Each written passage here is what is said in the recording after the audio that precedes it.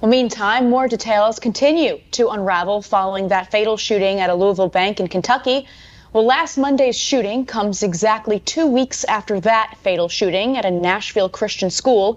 My next guest is calling for more armed guards in schools and businesses to help prevent situations like the ones we've been seeing. Well, joining me now is Eric Deters. He's running for governor in Kentucky.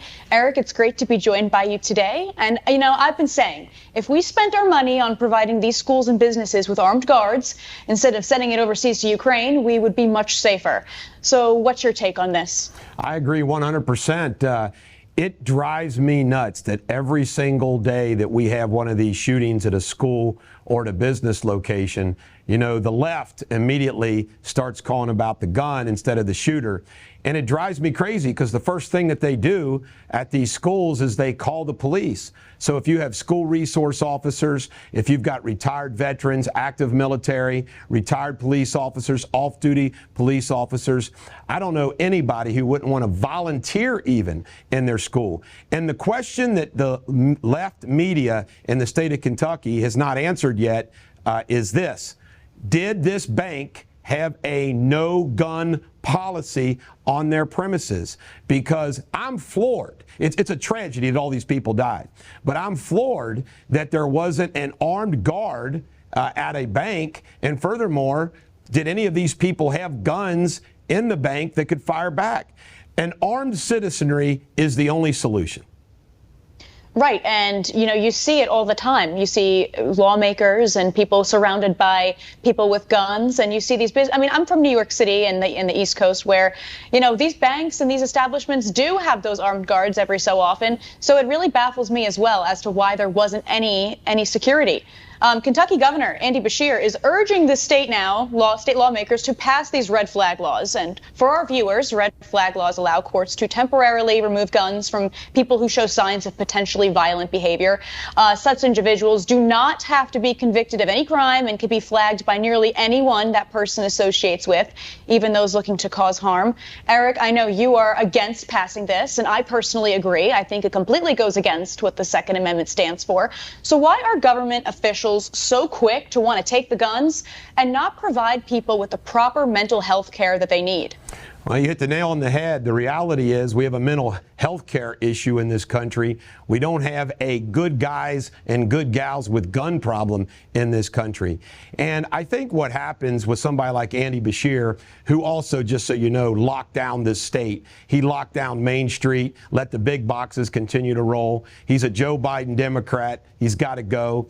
But it's so politically correct for them when they know the state media, and the big state media here is the Lexington Herald Leader and the Courier Journal, both very left newspapers. So they know, or Andy Beshear knows, that whatever he says relative to red flag laws is going to get him this free coverage and this glowing reports in our state liberal newspapers. But the reality is red flag laws, all they're going to do is be abused. I mean, somebody can say that you or me or somebody else has a mental health issue, and then we don't have a gun to protect ourselves. So it's really ridiculous. But I think what it is they're all in it together. I call them the American Communist 10. It's the politically correct Democratic Party. It's the Hollywood. It's academia. It's the whole bunch of them. And they're all in together. Media and social media. And they know, these politicians like Andy Beshear knows that if he says the right things, all those organizations will line up with him.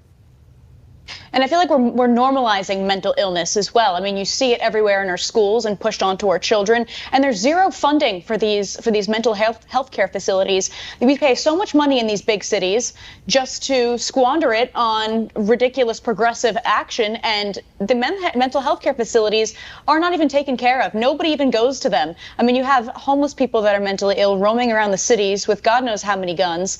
It's really a public safety issue.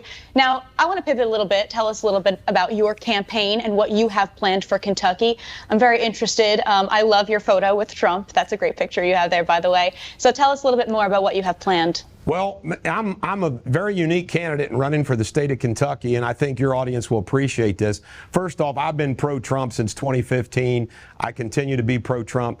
But here I am running for governor in the state of Kentucky, and I am running on a platform that includes anti-Mitch McConnell, our senior senator. I'm the only one running who has that platform because Mitch McConnell was voted twice with Joe Biden for big spending bills and gun legislation, red flag laws. I'm also the only candidate that believes in protecting our election. I'm the only candidate that says they stole the election in 2020 on Trump. January 6th are political prisoners, and I'm the only candidate advocating for that. But the biggest thing that I'm an advocate for, and I'm championing the cause, is the rank and file average Jane and Joes in Kentucky who are suffering under an incredible bad tax policy this state has, incredible regulation misery that we have in this state. In addition to that, they're dealing with inflation, utility bills, electric bills.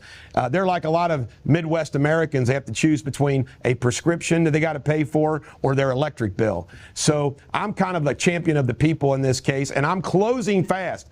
Right now, I'm behind the three establishment Republicans who are running, and I'm in fourth place. But the latest poll showed me surging, and the debates are coming up. So I'm really excited. I am the pro-Trump, anti-McConnell, anti-establishment candidate, and I think it's going to get me to the finish line.